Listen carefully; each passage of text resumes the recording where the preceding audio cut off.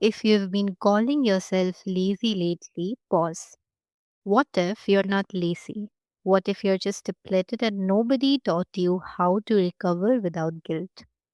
Welcome to the Aura Room. I'm your host, Architha.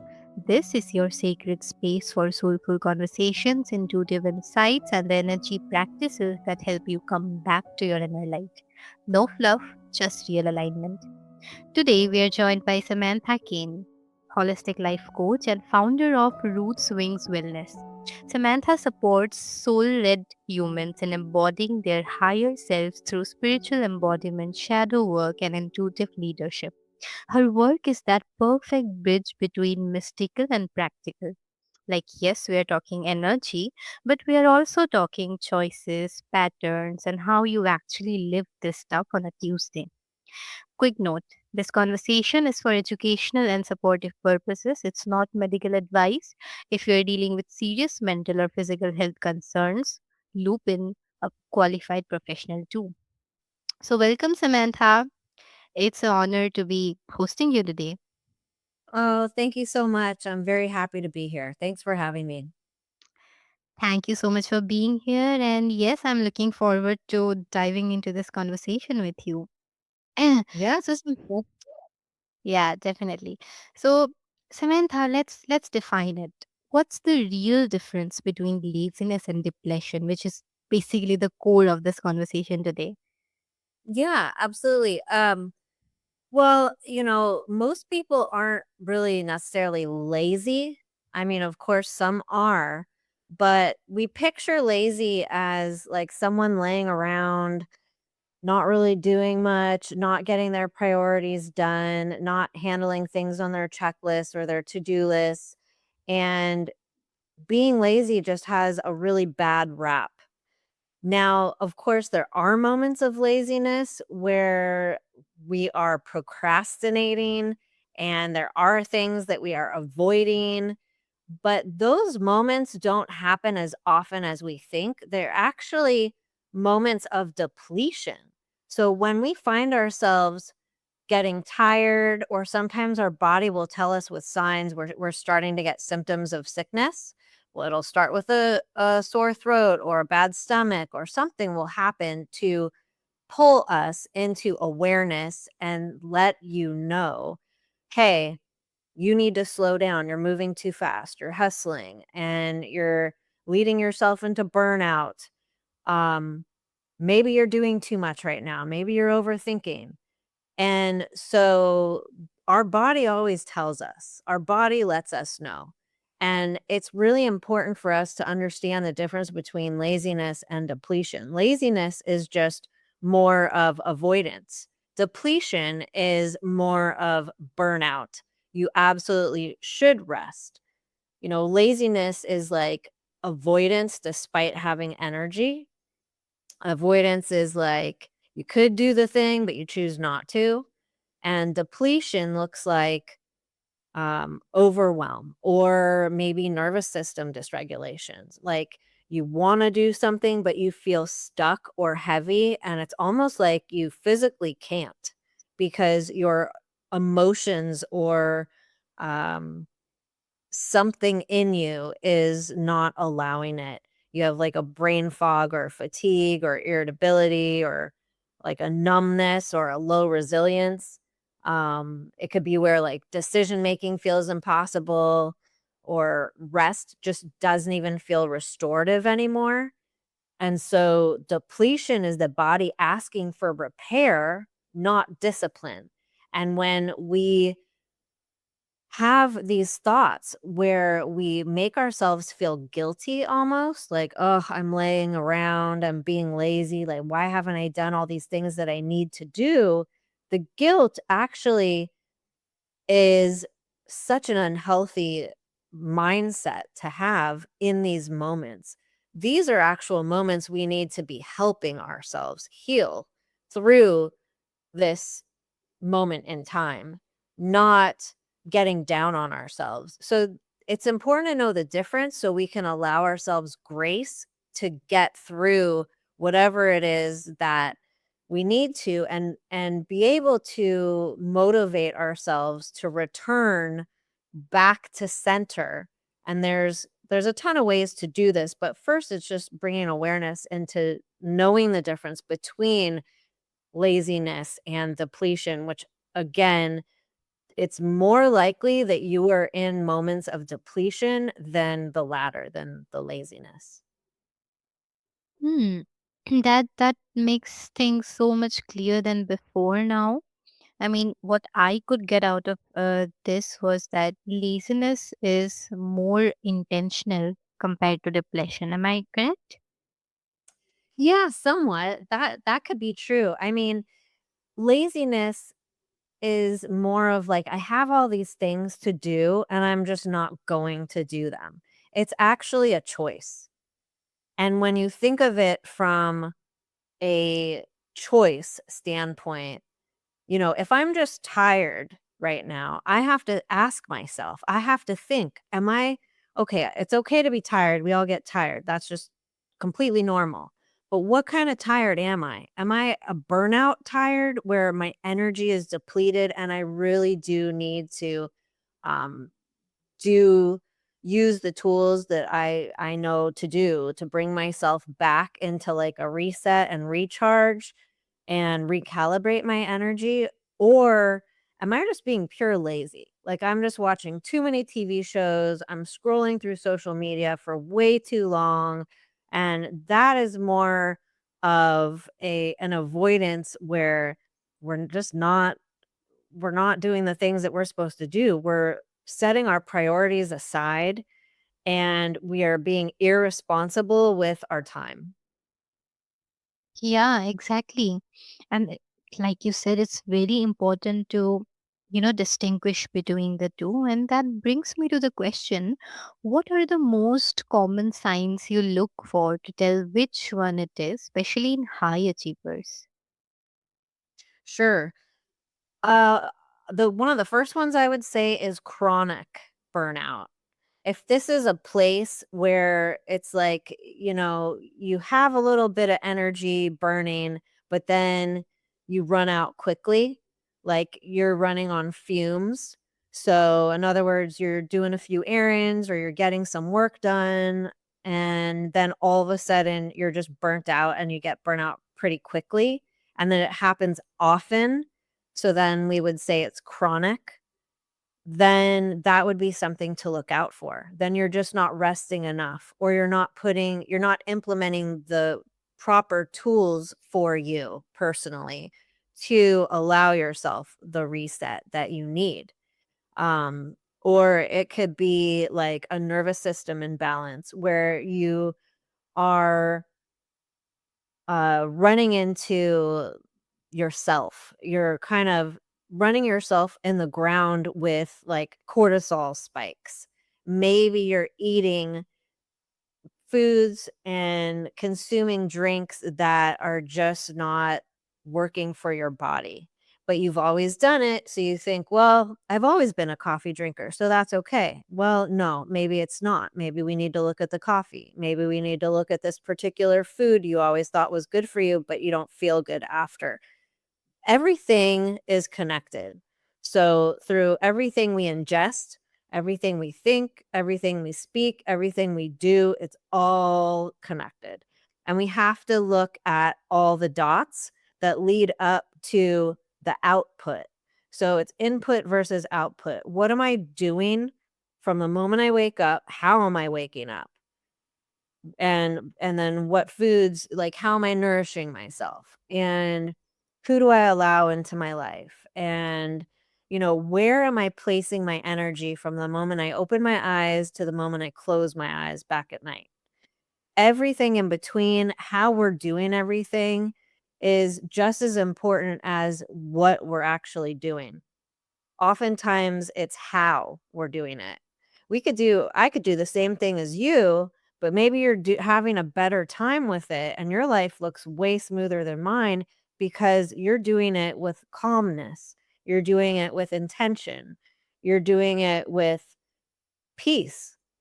And maybe my cortisol is spiking because I'm not doing things properly. I'm running with high stress. and I'm not solving the problem for myself. And I just repetitively keep doing it.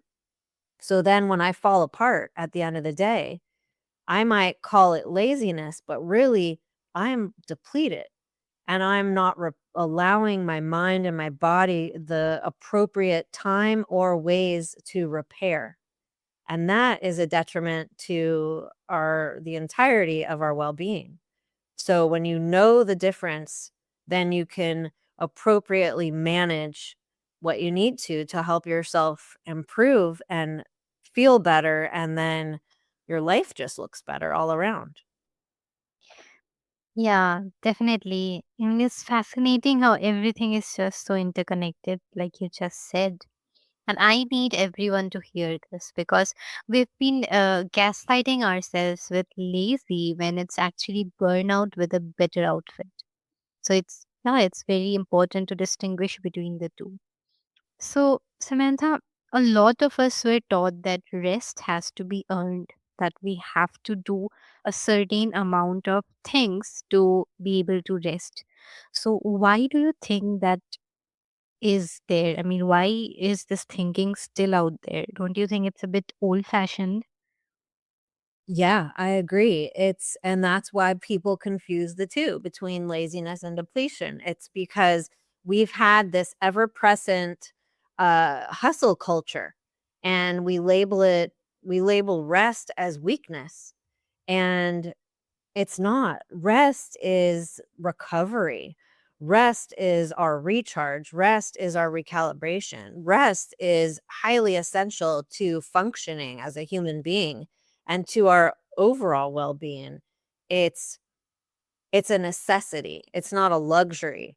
So sometimes people think of rest as like, oh, I'm made an appointment to get a massage. And I personally even used to think, getting a massage or just any form of relaxation, even going to a yoga class or whatnot, was like a form of luxury. I thought that back in the day, but then I came to realize that these are the types of things that help us calm our nervous systems and reset so we can reboot and come back online with a centering of self. Otherwise, we are running all sorts of crazy all over the world.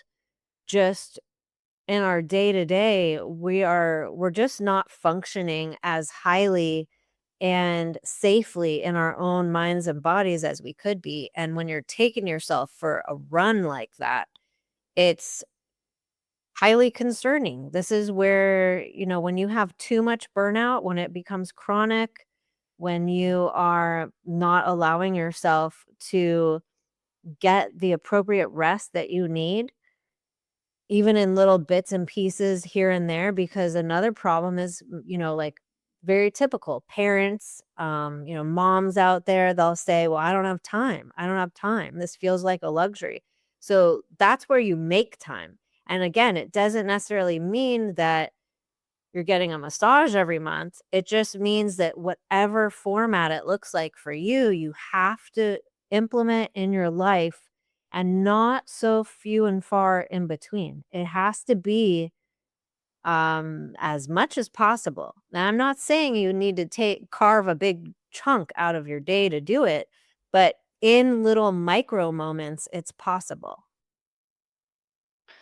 Yeah, exactly. And in today's world, everything is has become so fast, and there's a competition between people of who can do what amount of things. And I have seen, especially among youngsters, they flex in front of each other of who has, had the least amount of rest. So, to the listeners listening, having the least amount of rest is not something to flex about.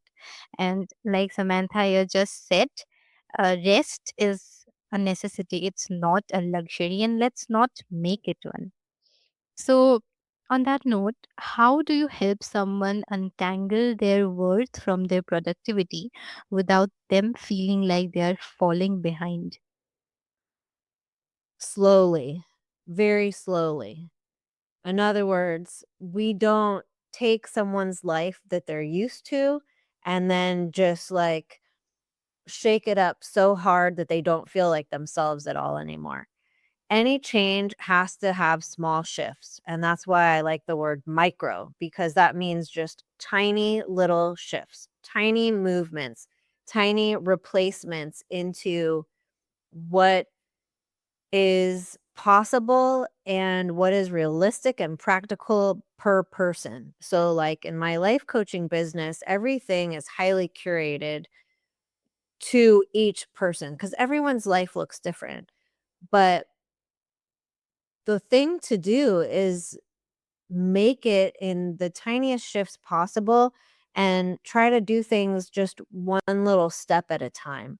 And then once you gain some traction and a little bit of comfortability with it, then you can add another, and so on. And I used to be that person. I was in hustle culture. I was in the nitty gritty of it. I was right in front and center involved in that. That was my life. So I don't just preach this, I understand it because I was in it. I was really in the mix and everything was go, go, go. Everything was very fast. And that was my life. I was working 70 plus hours a week with 2 jobs, and I was killing myself. I was exhausted, and I had high burnout, and I'm sure I have some physical symptoms, showcasing themselves at that time. I know I was sick often, I had migraines, I didn't fare well.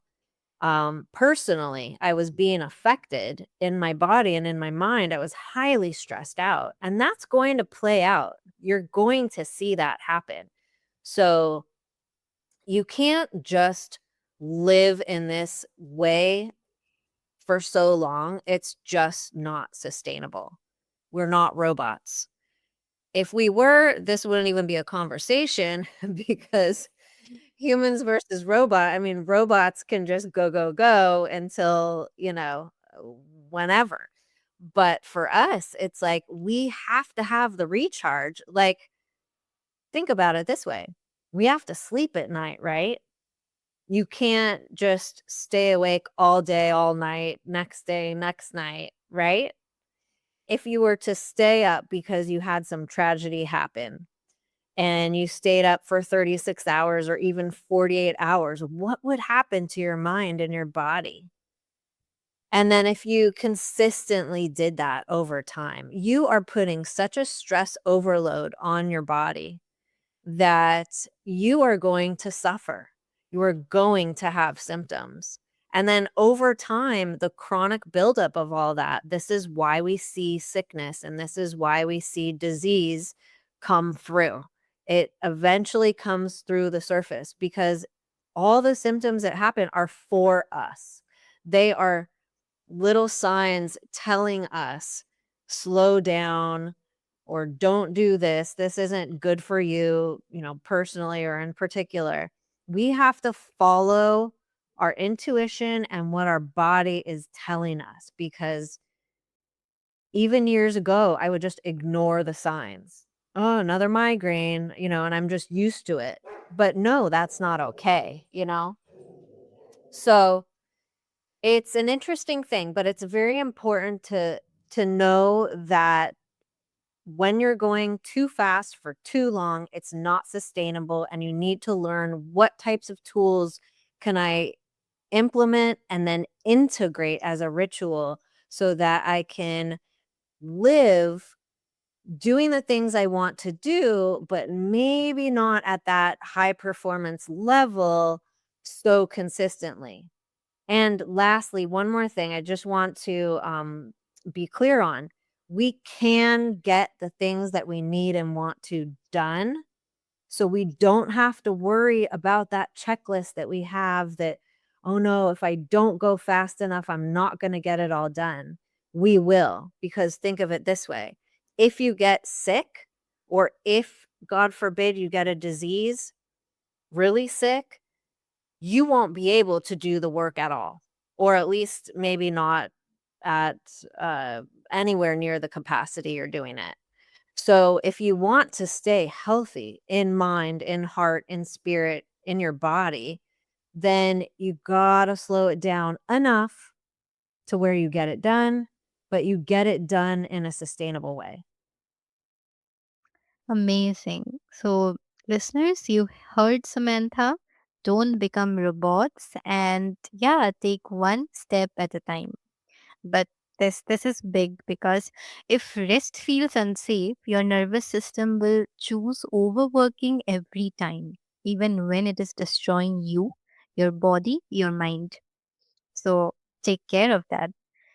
Lastly, Samantha, you work with spiritual embodiment. That's not just mindset, it's in the body. So what's one embodiment practice that immediately reveals whether someone is depleted? Something that our listeners can try in 60 seconds. Sure, I love box breathing. It's 4 4 4. So in 4 seconds, you're going to inhale. You're going to hold it at the top for 4 seconds. You're going to breathe out for 4 seconds. And then you're going to repeat in for 4, hold it for 4, out for 4, hold it for 4. So it's actually like 4 4 4 4. Box breathing. And you can even visualize a box. And you can do this immediately. You can do this anywhere. And what it's going to do is it's going to regulate your nervous system and calm you down and slow you down. And then when that happens in your body, your mind will follow, because sometimes it takes our body to relax first to allow our mind to say, oh, okay. All right, I was getting a little too intense about that situation. I need to relax. You can do it in the car, you can do it at your office desk, you can do it while you're in a fight with someone, you can do it anywhere. But just bringing it back down to the basics where your mind and body feel connected is going to make you feel like you're in a safe space again and you can return back to centering yourself. Wow, that's helpful. Thank you so much, Samantha, for sharing it. Because, talk therapy is cute, but the body doesn't lie. So, yeah, that's really helpful. Samantha, this has been an amazing conversation with you. I am, I feel like I'm out of my procrastination era because of you, and I'm sure that a lot of our listeners are now too. So, in case they want to connect with you, learn more about laziness and depletion from you, how can they do that? Could you just share with them? Yes, thank you. So I'm on Instagram at Roots Wings Wellness. And I also have a website, rootswingswellness.com. I offer a free guide, The Art of Nonconformity, 5 powerful tips to break free and live authentically. And it's a great guidebook where there's some things in there you can actually do yourself and run through. And it's really highly helpful. And then I also offer a complimentary call for anyone that's interested in life coaching. Great. I'll have all the details on my show listing, and the listeners are free to connect with you whenever they want. So, dear listeners, here's a reframe for the room. If you keep labeling depression as laziness, you'll keep trying to push through a system that's already in the red. That's not discipline, that's self abandonment. So, if this episode helped you feel seen, send it to a friend who has been quietly spiraling and calling it just being lazy. Here's a mini challenge of 3 days for our listeners. Firstly, once a day, pause and ask, is this resistance or exhaustion? If it's exhaustion, do a 5-minute nervous system deposit, breath work, legs up the wall, slow walk, or silence. If it's resistance, name the feeling behind it in one word: fear, shame, grief, overwhelm. Then take a tiny action anyway. Samantha Kane, thank you for bringing both the magic and the strategy. For everyone listening, Samantha is the founder of Roots Wings Wellness, supporting soul led leaders through spiritual embodiment, shadow work, and intuitive leadership. This is the Aura Room. I am Archita. Protect your energy like it's a business asset, because it is. See you in the next episode.